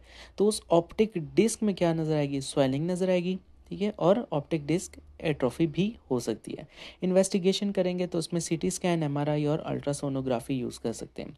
सीटी स्कैन में हमें क्या नज़र आएगा, thickening and calcification of optic nerve. Optic nerve जो है वो थिक हो गई है, कैल्सिफाई हो गई है, क्यों, क्योंकि उसी के ऊपर ही मेनिंजेस चढ़ी हुई थी, वहाँ पे मैस आ गया, मेनिंजियोमा हो गया। और जो अपीयरेंस हमें नज़र आएगी that is tram tracking enhancement of the sheath, this is keyword, golden word, tram tracking enhancement of the sheath. MRI कराएंगे तो हमें क्या नज़र आएगा, tubular enlargement of the optic nerve जो है ना वो ट्यूब की तरह इतनी सी लंबी हो गई है। उसके अलावा अल्ट्रासोनोग्राफी करवा सकते हैं। अल्ट्रासोनोग्राफी दो किस्म की होती है, ए और बी। ए एक्सिल रेशो के लिए, बी जो होगा वो रेटिना, कोरॉइड और विट्रस की डिटेल के लिए। ट्रीटमेंट में हम क्या करेंगे, ऑब्जर्व करेंगे, अगर विजुअल एक्यूटी ठीक है, बंदे को नज़र आ रहा है, तो हमें कोई इतना ज़्यादा मसला नहीं होना चाहिए, और सर्जिकल एक्सीजन करेंगे फॉर ब्लाइंड आई, ठीक है। इसकी इंडिकेशन क्या है, ब्लाइंड आई है, सवियर प्रोप्टोसिस है, बहुत ज़्यादा प्रोप्टोसिस हो गया है, और या फिर हमारे पास इंट्राक्रेनियल एक्सटेंशन का रिस्क है, क्योंकि ऑप्टिक नर्व डायरेक्ट ब्रेन की एक्सटेंशन है, इसके ऊपर तीनों शीट्स चढ़ी हुई हैं, तो अगर इधर मैस निकल गया, कोई ट्यूमर है, तो पॉसिबल है कि वो वापस ब्रेन की तरफ चल जाए, इंट्राक्रेनियल एक्सटेंशन करे, तो ये सर्जिकल इसकी इंडिकेशन है। इस केस में हम क्या करेंगे, सर्जिकली एक्सरसाइज करेंगे। ओके, नेक्स्ट टॉपिक है cavernous sinus thrombosis CST। It is a formation of blood clot, ज़ाहिर थ्रोम्बोसिस हो रही है within the cavernous sinus. Cavernous sinus के अंदर कोई ब्लड क्लॉट बन गया, this is cavernous sinus thrombosis. Very rare है लेकिन लाइफ थ्रेटनिंग कंडीशन है। और किस तरह हो सकती है, कोई इन्फेक्शन हुई है नोज़ में, साइनसेस में, ईयर में या टीथ में, उसकी वजह से हो सकता है। कॉजेटिव एजेंट में स्टेफ ऑरियस और स्ट्रेप्टोकोकस आ सकता है। मोर्टेलिटी रेट बहुत ज़्यादा हाई है और 20% treated and up to 100% untreated. Clinical features में, क्योंकि कवर्ना साइनस एक नर्वस सिस्टम का पार्ट है और जब भी नर्वस सिस्टम कोई अफेक्ट होगा तो उसके फीचर्स में हेडेक और वॉमिटिंग आएंगे। तो क्लिनिकल फीचर्स में हेडेक होगा, वॉमिटिंग होगा। अब यूनिलैटरल पेरी ऑर्बिटल अडीमा होगा, यूनिलैटरल प्रोप्टोसिस। इसमें आंख की प्रोप्टोसिस भी होगी, इसमें आंख की टोसिस भी होगी, यानी आईलिड भी ड्रूप कर जाएगा। और प्रोप्टोसिस क्यों? क्योंकि आंख जो है वो आगे की तरफ डिस्प्लेस हो गई है। और जो आइज़ हैं, जो पेरी ऑर्बिटल रीजन है जो आइज़ के आसपास है, वहाँ पर अडीमा होगा। सो यूनिलैटरल एक साइड पे पेरी ऑर्बिटल अडीमा, प्रोप्टोसिस और टोसिस। कंजक्टाइवा को क्या होगा, कंजक्टाइवा में कीमोसिस हो जाएगा, अडीमा हो जाएगा। अब जो सिक्स्थ नर्व है वो सबसे ज़्यादा कॉमन जो है ना अफेक्ट होती है, क्योंकि वो कवर्नस साइनस के पास से गुजरी होती है। तो पैरालिसिस ऑफ एक्स्ट्राओकुलर मसल्स जो होगा वो मोस्ट फ्रीक्वेंटली होगा। और इसमें से जो सिक्स नर्व है जिसने लैटरल रेक्टस को सप्लाई करना है, वो सबसे जल्दी जो होगी वो फारिग होगी। तो जब लैटरल रेक्टस फारिग हो जाएगा तो आई जो होगी वो एबडक्शन नहीं कर सकेगी। इसके अलावा फिफ्थ नर्व जो है वो भी हमारे पास इन्वॉल्व होती है। फिफ्थ ने क्या करना होता है, ट्राइजेमिनल नर्व होती है, कॉर्नियल रिफ्लेक्स को उसने मेंटेन करके रखना होता है। यानी कॉर्निया के ऊपर अगर हम हाथ मारें तो आंख जो है वो फ़ौरन बंद होती है। दिस इज़ कॉर्नियल रिफ्लेक्स, वो ट्राइजेमिनल ने करके रखना होता है। तो ये भी जब फारिग हो जाएगी तो क्या होगा, पेरी ऑर्बिटल सेंसरी लॉस। तो जो वो जितनी जगह सप्लाई कर रही थी ट्राइजेमिनल पेरी ऑर्बिटल में, वहाँ पे सेंसरी लॉस हो जाएगा और कॉर्नियल रिफ्लेक्स होगा वो फारिग हो जाएगा। और इसका हॉट की फेवरेट डायग्नोस्टिक जो पॉइंट है, this is oedema over the mastoid. जो कान के पीछे करके मैस्टॉइड प्रोसेस है ना, वहाँ पर अडीमा आ जाएगा। And this is the most important early diagnostic point. Visual equity जो है वो कम हो जाएगी। फंडस एग्जामिनेशन जो हम रेटिना को देखेंगे तो हमें क्या नज़र आएगा, रेटिनल वेन्स आर डायलेटेड। अब हमें पता था कि रेटिना की जो वेन्स हैं वो किस तरह ड्रेन करती हैं। रेटिना को कौन ड्रेन करता है, सेंट्रल रेटिनल वेन करती है। और वो किस तरह ड्रेन करती है, या तो वो डायरेक्टली कवर्नस साइनस में जाती है या फिर ऑफ्थेल्मिक सुपीरियर ऑफ्थेल्मिक वेन के थ्रू कवर्ना साइनस में जाती है। तो जब कवर्ना साइनस की थ्रोम्बोसिस हो जाएगी तो रेटिनल वेन्स ने जितना ड्रेन करना था वो फारिग हो गया, तो वेन्स क्या करेंगी, अब डायलेट करेंगी। इसी तरह पेपिलो एडिमा में भी प्रेजेंट, जो पेपिला है, जो ऑप्टिक नर्व का जो हेड है, वो जो आई के अंदर घुस रही है, जो ऑप्टिक डिस्क वाला रीजन है, वो हमारे पास वहाँ पर एडिमा आ जाएगा। और ये दोनों जो चीज़ें ये किससे रिलेटेड है, ये रेटिना से रिलेटेड है। क्योंकि जो ऑप्टिक डिस्क है या जो पेपिला है या जो ऑप्टिक नर्व का हेड है वो भी कहाँ होता है, रेटिना में। तो फंडोस्कोपी से हमने एक रेटिनल वेन्स देख ली और पेपिलो एडिमा, और ये दोनों चीज़ें रेटिना से रिलेटेड है। डायग्नोसिस में हमने क्या देखा, CBC-ESR किया, ठीक है, ब्लड कल्चर किया क्योंकि वो स्टेफ ऑरिस और स्ट्रेप्टोकोकस हम सस्पेक्ट कर रहे हैं। साइनस कल्चर्स कराए, इमेजिंग में CT देखेंगे और MRI देखेंगे और सेरिब्रल एंजियोग्राफी करेंगे। ट्रीटमेंट क्या है, ब्रॉड स्पेक्ट्रम एंटीबायोटिक्स देंगे, एनाल्जेसिक्स, एंटी इन्फ्लेमेटरी देंगे। एंटीकोगुलेंट्स का जो रोल है वो कंट्रोवर्शियल है, एंटीकोगुलेंट्स हम नहीं देंगे। सर्जिकल ड्रेनेज तब करेंगे जब हमारे पास केस जो है वो थोड़ा बिगड़ जाएगा। तो ये था हमारे पास cavernous sinus thrombosis. Okay, next is thyroid eye disease, जिसको TED कहेंगे, ग्रेव्स ऑफ्थेल्मोपैथी। इसमें होगा क्या, ऑटो इम्यून डिसऑर्डर्स है, ठीक है, जिसकी वजह से थायराइड की प्रोडक्शन बढ़ जाएगी, हाइपरथायराइडिज्म हो जाएगा और देन आइज़ जो होंगी वो हमारी बड़ी हो जाएंगी, लार्ज हो जाएंगी, प्रोप्टोसिस करेंगी, और भी उसमें ढेर सारे फीचर्स आएंगे, वो देखते हैं। इसमें क्या है, it is organ specific auto immune inflammatory disease, ठीक है। ऑटो इम्यून इन्फ्लेमेशन होगी जिसकी वजह से क्या हो सकता है, हमारे पास साइट थ्रेटनिंग हो सकती है, विजन ख़त्म हो सकती है और डिसफिगरिंग, आंखें जो है वो प्रोप्टोस कर जाएंगी। तो it is the most common cause of bilateral and unilateral proptosis, आंखें जो है वो बाहर आ जाएंगी। किस तरह हो सकता है, हाइपरथायराइडिज्म में भी आ सकती हैं 90% केसेस में, हाइपोथायराइडिज्म में 4 केसेस में बाहर आएंगी, आंखें प्रोप्टोज करेंगी, और यूथायराइडिज्म में 6% जो होगा वो आइज जो होंगी वो प्रोप्टोज करेंगी।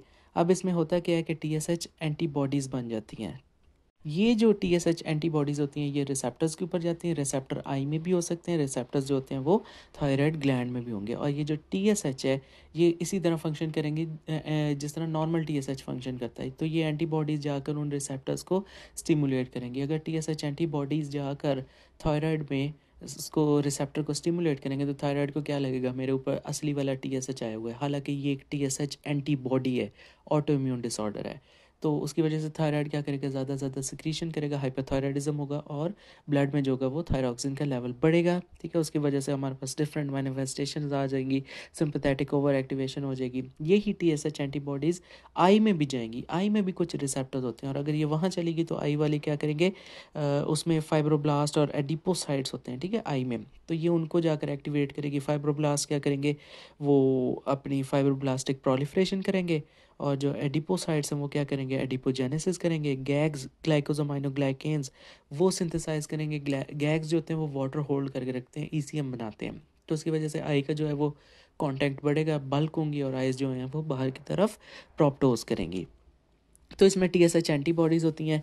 वुमेंस जो होती हैं वो ज़्यादा अफेक्टेड होती हैं और रेशो जो है वो 8:1 है और पीक इंसिडेंस जो है वो 30 से 40 ईयर्स में होगा। रिस्क फैक्टर्स में क्या होगा, smoking, female sex, it is 4 to 6 times more common than males. Middle age होगी और म्यूटेशंस हो सकती हैं HLA-DR3 और HLA-B8 की। पैथोजेनेसिस ऑलरेडी बताया कि TSH एंटीबॉडीज़ बन जाती हैं और हमारे पास जो रिसेप्टर्स होते हैं वो किसके अंदर होते हैं, ऑर्बिटल टिश्यूज़ में भी होते हैं और थायराइड ग्लैंड में भी होते हैं। तो ये जो एंटीबॉडीज़ होती हैं ये इनको जाकर स्टिमुलेट करती हैं। So antigen is shared between orbital tissues and thyroid gland. तो इसमें हमारे पास पैथोजेनेसिस में 2 स्टेजेस होते हैं। इन्फ्लेमेशन ऑफ एक्स्ट्राओकुलर मसल्स हो सकती है या फिर inflammatory cellular infiltration of orbital tissues, यानी इन्फिल्ट्रेशन होगी, ग्लाइकोजोमाइनोग्लाइकेन्स की डेपोजिशन होगी और वो गैग्स वाटर को बहुत अच्छे रिटेन करते हैं जिसकी वजह से आंखें जो होंगी वो बड़ी होंगी, प्रोप्टोज करेंगी। ठीक हो गया, इंट्रा ऑर्बिटल जो होगा वो प्रेशर बढ़ेगा और आइज़ जो है वो बाहर आएंगी। जब हम बात करते हैं इन्फ्लेमेशन ऑफ एक्स्ट्राओकुलर मसल्स की, तो इसमें क्या होता है, ये जो TSH एंटीबॉडीज़ होती हैं ना ये एक्चुअली IgG होती हैं। ये क्या करती हैं, ये हमारे पास थायराइड ग्लैंड के ऊपर भी एंटीजन होता है और आई में भी जो फाइब्रोब्लास्ट और एडिपोसाइट लीनियज होते हैं उनके ऊपर भी एंटीजन होता है। तो ये उनको जाकर स्टिमुलेट करेगी। तो ये जब फाइब्रोब्लास्ट एडिपोसाइट लीनियज को जाकर स्टिमुलेट करेगी विद इन द ऑर्बिट, तो इसकी वजह से फाइब्रोब्लास्ट एक्टिवेट हो जाएंगे, एडिपोसाइट जो होंगे एक्टिवेट हो जाएंगे, ये अपने फंक्शन जो है वो परफॉर्म करने लग जाएंगे। इन्फ्लेमेटरी कास्केड जो होगा वो चलेगा जिसकी वजह से एडिपोजेनेसिस होगी, एडिपोसाइट्स बनाएंगे और फाइब्रोब्लास्टिक प्रोलिफरेशन होगी जो फाइब्रोब्लास्ट बनाएंगे और उसकी वजह से गैग्स की सिंथेसिस होगी, ग्लाइकोजोमाइनोग्लाइकेन्स। गैग्स जो होंगे वो पानी बड़ा अच्छा रिटेन करते हैं तो एडीमा हो जाएगा और एडीमा के बाद क्या होगा, इन्फिल्ट्रेशन होगी विद द सराउंडिंग सेल्स और आंखें जो है वो इतनी बड़ी हो जाएंगी। So extraocular muscles become enlarged 4 to 8 times. ठीक है, और उनके टेंडन जो है वो नहीं इन्वॉल्व होंगे, जो मसल की बैली होगी वो सिर्फ इन्वॉल्व होगी और इन्फीरियर और मीडियल रेक्टस जो होंगे वो कॉमनली इन्वॉल्व होंगे। इसकी वजह से क्या होगा, बल्क बढ़ेगा, ठीक है, आई का साइज बढ़ेगा और क्या होगा, प्रोप्टोसिस होगी। क्योंकि एडीमा हो रहा है तो ये जो एडिमा है ये पेपिला में भी, जहाँ पर ऑप्टिक नर्व जो है आई के अंदर एंटर हो रही है, उस ऑप्टिक नर्व का जो हेड है, जो डिस्क वाला रीजन है, दैट इज़ पेपिला। ठीक है, तो वहाँ पे भी एडिमा बढ़ेगा, दैट इज़ पेपिलो एडिमा। और क्योंकि ये जो है क्रोनिक स्लो प्रोसेस है और इसमें हमारे पास कोई बैक्टीरिया कोई एंटीजन नहीं है, तो इसे हम कहेंगे papilloedema. We will not call it papillitis. ये दो अलग चीज़ें, पेपिलो एडिमा और है, पेपिलाइटस और है। पेपिलो एडिमा जो होता है वो ऑप्टिक डिस्क स्वेलिंग होती है with the time due to some inflammation या इस तरह की कोई कॉज जो स्लो स्लो क्रॉनिकली ग्रो करे। और पेपिलाइटस होता है active. So papilloedema is a passive process. This is the swelling of the optic disc. ठीक है, जो पेपिला होता है जहाँ पर ऑप्टिक नर्व का हेड बनता है।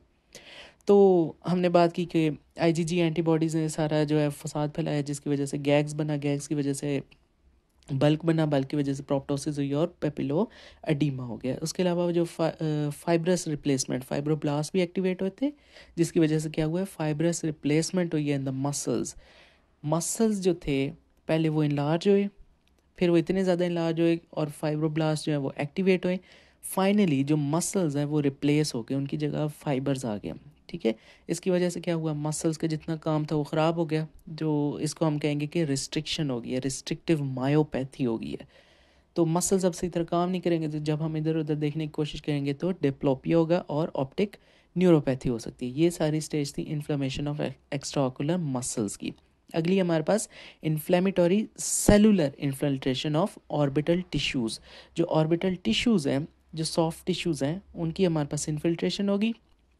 प्लियोमॉर्फिक इन्फिल्ट्रेशन हो सकती है, ठीक है। इस pleomorphic means different types of morphology, कोई ज़रूरी नहीं किसी एक तरह की हो। सॉफ्ट टिश्यूज़ भी हो सकते हैं, फैट्स भी हो सकते हैं, लैक्रिमल ग्लैंड्स भी हो सकते हैं, इन सबकी इन्फिल्ट्रेशन होगी। और इनके अंदर क्या डिपॉजिट होगा, गैग्स होंगे and with the retention of water. ये जो गैग्स होते हैं ना, बड़ा अच्छा पानी रिटेन करके रखते हैं। ये कॉम्पोनेंट होते हैं ईसीएम का, एक्स्ट्रा सेलुलर मैट्रिक्स का। अब ये गैग्स बने, इन्होंने पानी रिटेन किया है, जिसकी वजह से क्या हुआ है, इंट्रा ऑर्बिटल प्रेशर बढ़ा है। जो बोनी ऑर्बिट है, ठीक है, वहाँ पर हमारे पास प्रेशर बना है। और क्या हुआ है कि प्रोप्टोसिस हो गया, आंखें जो हैं वो बाहर आ गई हैं। ये जो प्रेशर बना है, this is intra orbital, this is not intra ocular, ठीक है। तो इंट्रा ऑर्बिटल जो बोनी ऑर्बिट्स हैं, जो सॉकेट्स हैं, वहाँ पर सॉफ्ट टिश्यूज़, वहाँ पर जो लैक्रिमल ग्लैंड्स हैं, वहाँ पर जितने भी और हमारे पास टिश्यूज़ हैं, उन सब की इन्फिल्ट्रेशन हुई है। अब क्लिनिकल फीचर्स इसके देखते हैं तो हमारे पास क्या नज़र आता है, कुछ सिस्टेमिक साइंस हैं, कुछ ऑक्यूलर साइंस और सिम्टम्स हैं। सबसे पहले सिस्टेमिक सिम्टम्स हमारे पास डिपेंड करते हैं कि बंदा हाइपरथायराइड में है कि हाइपो में है। फॉर एग्जांपल, अगर हमारे पास बंदा हाइपरथायराइड में है तो उसका वेट लॉस होगा, स्वेटिंग होगी, पाल्पिटेशन, टेकी, इनटॉलरेंस, ठीक है, फाइन ट्रेमर्स होंगे। अगर हम उसके आउटस्ट्रेच फिंगर्स देखेंगे, वही जो जनरल हाइपरथायराइड के ना सारे सिम्टम्स वही होंगे। तो अगर इसके ऑकुलर सिम्टम्स की बात करें तो ये स्लोली प्रोग्रेसिव भी हो सकते हैं, रैपिडली प्रोग्रेसिव भी होंगे। अगर तो स्लोली प्रोग्रेसिव होंगे तो ऑकुलर सिम्टम्स क्या हो सकते हैं, आइज़ में लैक्रिमेशन हो सकती है, आइज़ में फोटोफोबिया और आई में रिट्रोबल्बर डिस्कम्फर्ट, आँख के पीछे जो है वो पेन है। और अगर रैपिडली प्रोग्रेसिव ऑकुलर सिम्टम्स की बात करें तो उसमें पेन, प्रोप्टोसिस और रेड आई आएगा। उसके अलावा ऑकुलर साइंस की बात करें तो आंखों में हमारे पास क्या क्या स्ट्रक्चर्स हो सकते हैं, आईलिड्स हो सकते हैं, सॉफ्ट टिश्यूज़ हो सकते हैं। उसके अलावा पूरी आई को देखें तो प्रोप्टोसिस हो सकता है। ऑप्टिक नर्व की भी बात करेंगे और जो मसल्स है उसकी रिस्ट्रिक्टिव मायोपैथी, उसकी भी बात करेंगे। तो सबसे पहले हमारे पास आएंगी आई लिड्स। लिड्स में क्या होंगे, रिट्रैक्ट, आई लिड ना पीछे की तरफ मूव कर जाएंगी, ठीक है, रिट्रैक्ट हो जाएंगी, पीछे चल जाएंगी। क्यों, due to the over activation of Muller muscle. Muller muscle क्यों एक्टिवेट हुआ है, क्योंकि सिंपैथेटिक ओवर एक्टिवेशन हुई है। सिंपैथेटिक ओवर एक्टिवेशन क्यों हुई है, क्योंकि थायरॉक्सिन हार्मोन्स के जो लेवल है वो बहुत ज़्यादा है। इसकी वजह से रिट्रैक्शन ऑफ अपर आईलिड, ठीक है, इन द प्राइमरी पोजीशन। इसे हम कहेंगे Dalrymple sign and it is a characteristic finding of Graves ophthalmopathy, ठीक है। ये इसमें बहुत ज़्यादा होगा और 90% पेशेंट्स में ये हमें मिल जाएगा। उसके अलावा और हमारे पास आईलिड्स में क्या हो सकता है, कॉशर साइन। कॉशर साइन क्या है कि आईलिड्स जब पीछे हो गई हैं और आंखें इतनी जो हैं वो घूर रही हैं, steering and frightened appearance of the eyes, ऐसे लगेगा कि वो बंदा भी आपको बस कच्चा खा ही जाएगा, ठीक है। तो जिस तरह फुल बंदे को तप चढ़ी होती है, फुल गुस्सा आया होता है, ठीक है, वो बंदा स्टेरिंग, घूरने वाली लुक दे रहा होता है, अभी तेरी ऐसी तैसी, ठीक है। तो वो जो होता है ना, वो that is Kocher sign, staring and frightening appearance of the eye. उसके अलावा हम वॉन ग्राफे साइन देखेंगे, वो क्या है, लिड लैग। पेशेंट कहेंगे कि ना इस पेन की तरफ देखो, पेन, और पेन हमने जल्दी से नीचे कर देंगे तो पेशेंट भी अपनी आई बॉल नीचे करेगा। होना क्या चाहिए था, आई बॉल के साथ साथ लिड भी नीचे मूव करनी चाहिए थी, लेकिन पहले आई बॉल मूव कर जाएगी, लिड में लैग आ जाएगा, लिड बाद में नीचे मूव करेगी, डिले के बाद मूव करेगी। तो this is lid lag, this is called von Graefe's sign. इसके अलावा स्टिलवैग साइन होगा, this is infrequent blinking. Eyelids अब सिंपैथेटिक ओवर एक्टिवेशन की वजह से पीछे खींची हुई हैं तो वो इतना ज़्यादा ब्लिंक नहीं करेगा, बस ऐसे घूरता रहेगा घूरता रहेगा घूरता रहेगा। तो इनफ्रीक्वेंट ब्लिंकिंग। और हमारे पास क्या हो सकता है, मोबियस साइन हो सकता है। ये क्या है, it is weakness of convergence. उसको कहेंगे ना कि इस पेंसिल की तरफ देखो, और वो उसकी पेंसिल जो है वो नाक की तरफ ले आएंगे ताकि उसकी आंखें जो है वो कन्वर्ज करें, तो वो कन्वर्ज नहीं कर सकता। उसके अलावा क्या हो सकता है, एलिवेशन डिफेक्ट। एलिवेशन डिफेक्ट होगा, आंखें एलिवेट नहीं कर रहा, और convergence of weakness of convergence, आंखें कन्वर्ज नहीं कर रहा। तो इन दो को हम कहेंगे मोबियस साइन, ये भी इसमें मिलेगा। तो ये तो थी आईलिड्स में। उसके अलावा और क्या हो सकता है, सॉफ्ट टिश्यू के साइंस हो सकते हैं। सॉफ्ट टिश्यूज़ में क्या हो सकता है, पेरी ऑर्बिटल स्वेलिंग, आईलिड्स जो होंगी वो पफी हो जाएंगी, एडिमेटस हो जाएंगी। क्यों, क्योंकि गैग्स आ गए, गैग्स ने वाटर रिटेन कर लिया। उसके अलावा कंजंक्टाइवा में क्या होगा, हाइपरीमिया होगा, और कीमोसिस, कीमोसिस मीन एडीमा। ये क्यों होगा, इंक्रीज्ड हमारे पास जो गैग्स हैं उन्होंने वाटर रिटेन कर लिया, ठीक है, increased focal hyperaemia over the insertion of horizontal recti may be present. उसके अलावा करैक्टो कंजंक्टिवाइटिस, सुपीरियर लिम्बिक, जो लिम्बस होते हैं आई के दो हैं, सुपीरियर इन्फीरियर, जो सुपीरियर लिम्बिक है वहाँ पर kerato mean cornea, conjunctiva mean conjunctiva, और आइटस इन्फ्लेमेशन। कॉर्निया और कंजंक्टाइवा जो होंगे इन्फ्लेम्ड होंगे, और इसके अलावा क्या हो सकता है कैराटो कंजंक्टिवाइटिस सिक्का। अब हुआ क्या है कि कॉशर स्टेट है, ठीक है, वो घूरी जा रहा है और आईलिड्स जो है वो लैग कर गई हैं, ठीक है, और इनफ्रीक्वेंट ब्लिंकिंग हो रही है, तो उसकी वजह से क्या होगा कि जो आइज़ है ना वो कॉन्स्टेंटली एनवायरनमेंट में एक्सपोज है, जिसकी वजह से आई जो है वो ड्राई हो गई है। सिक्का, सिक्का मीन्स ड्राई, और कॉर्निया और कंजंक्टाइवा की इन्फ्लेमेशन होगी। दिस इज कैराटो कंजंक्टिवाइटिस सिक्का। और इसमें क्या हो सकता है, लैक्रिमल ग्लैंड की सिक्रीशन नहीं हो सकती, ठीक हो गया। Secondary to the infiltration of lacrimal gland, lacrimal gland की इन्फिल्ट्रेशन हो गई है, जिसकी वजह से उस लैक्रिमल ग्लैंड ने टीयर्स बनाना छोड़ दिए हैं और आई जो होगी है वो ड्राई हो गई है। दिस इज कैराटो कंजंक्टिवाइटिस सिक्का। और इसमें हमारे पास क्या हो सकता है, आई में प्रोप्टोसिस हो सकती है, जिसको हम कहेंगे एक्सोफ्थेल्मोस, और it is a classical sign of disease. आंख जो है वो बाहर की तरफ आएगी, प्रोप्टोस कर जाएगी, और this is going to be axial proptosis. आंख जो है वो विजुअल एक्सिस के अराउंड आएगी, सीधी बाहर आएगी, टेढ़ी मेढ़ी करके बाहर नहीं आएगी। यूनिलैटरल, बायलैटरल दोनों हो सकते हैं, सिमेट्रिकल और एसिमेट्रिकल ये भी हो सकता है। डिवेलप्स ग्रेजुअली और सडनली आफ्टर आईलिड रिट्रैक्शन, कुछ भी हो सकता है, ठीक है। इसके अलावा प्रोप्टोसिस की वजह से हमारे पास क्या हो सकता है, exposure keratitis. Exposure keratitis, kerato means cornea, itis mean inflammation, it is inflammation of cornea due to exposure. अब लिड्स जो होगी, आई लिड्स पीछे हो गई हैं और आई बॉल जो है प्रोप्टोज कर गई है, तो जो कॉर्निया है वो अब कंटिन्यूसली अपने इन्वायरमेंट के साथ कॉन्टैक्ट में है, जिसकी वजह से कॉर्निया ड्राई हो जाएगा, कंटिन्यूसली वो एक्सपोज्ड है। इसकी वजह से exposure keratitis, inflammation of cornea. और इसकी वजह से जब उसके आगे टीयर फिल्म जो है वो फारिग हो गई है, वो ड्राई हो गई है, तो क्या होगा, कॉर्नियर अल्सरेशन बनेगी। ऑप्टिक नर्व को भी इन्वॉल्व कर सकता है, it is cause by the compression of the optic nerve, या फिर उसकी ब्लड सप्लाई जो कि ऑर्बिटल एपिक्स पे थी वो कंजेस्टेड हो गई है। तो इसकी वजह से क्या हो सकता है, जब ये ऑप्टिक नर्व को हिट करेगा तो पेपिलो एडीमा होगा या फिर ऑप्टिक एट्रोफी, दोनों में से कुछ भी हो सकता है। और इसके अलावा जब ऑप्टिक नर्व इन्वॉल्व होगी तो ऑफ कोर्स विजुअल जो होगी इम्पेयरमेंट वो हमारे पास होगी। तो ऑप्टिक नर्व में क्या हुआ है, कंप्रेशन कॉज करेगा, क्यों, क्योंकि उसने गैग्स बना रही है, गैग्स ने क्या किया, बल्क जो इंक्रीज़ किया, उसकी वजह से ऑप्टिक नर्व जो है वो कंप्रेस हो रही है। ऑप्टिक नर्व कंप्रेस होगी तो इसकी वजह से पेपिलो एडीमा होगा, जहाँ पर ऑप्टिक नर्व का हेड या पेपिला या ऑप्टिक डिस्क बन रही है वहाँ पर एडीमा हो जाएगा। और हमें पेपिलो एडीमा को डिफ्रेंशिएट करना है पेपिलाइटिस के साथ, ठीक है। पेपिलाइटिस जो होता है वो किसी एक्टिव प्रोसेस को कहते हैं, पेपिलो एडीमा हम पैसिवली कहते हैं, ठीक है, ये थोड़ा सा बिनाइन होता है। और क्या होगा, ऑप्टिक एट्रोफी हो जाएगी और इम्पेयरमेंट ऑफ विजन। उसके अलावा मसल्स, जो एक्स्ट्रा मसल्स हैं उनमें क्या होगा, रिस्ट्रिक्टिव मायोपैथीज, वो मसल सही तरह काम नहीं करेंगे, तो 30 से 50% केसेस में ये परमानेंट हो सकता है। और ocular mobility is restricted. Initially क्या होगा कि एडीमा की वजह से आई बॉल की मूवमेंट्स नहीं होंगी, और लेटर केसेस में क्या होगा, उस मसल की फाइब्रोसिस हो जाएगी। हमने पढ़ा था ना कि वो जो आईजीजी एंटीबॉडीज़ होती हैं टीएसएच की, वो क्या करती हैं, फाइब्रोब्लास्ट एडिपोसाइड लीनिएज को जाकर एक्टिवेट करती हैं, फिर वो जो फाइब्रोब्लास्ट है वो जो मसल की बैली है उसकी फाइब्रोसिस करता है, टेंडन्स जो होते हैं वो स्पेयर हो जाते हैं। तो यही जो फाइब्रोब्लास्ट ने इस मसल की बैली को जो फाइब्रोस किया है वो लेटर स्टेजेस में किया है। तो ऑकुलर मूवमेंट्स रिस्ट्रिक्ट क्यों हो जाएंगी, मायोपैथी क्यों होगी, इनिशियली तो एडीमा की वजह से होंगी और लेटर क्या होगा, फाइब्रोसिस हो जाएगी। अब होता क्या है कि एलिवेशन डिफेक्ट, आंखें जो है ना वो ऊपर नहीं उठती, this is most common motility defect. और इसके साथ क्या होगा, कन्वर्ज नहीं होंगी, आईलिड्स ऊपर नहीं, आई बॉल जो है वो ऊपर नहीं उठेंगी, एलिवेट नहीं होंगी, और इसके अलावा कन्वर्ज नहीं होंगी।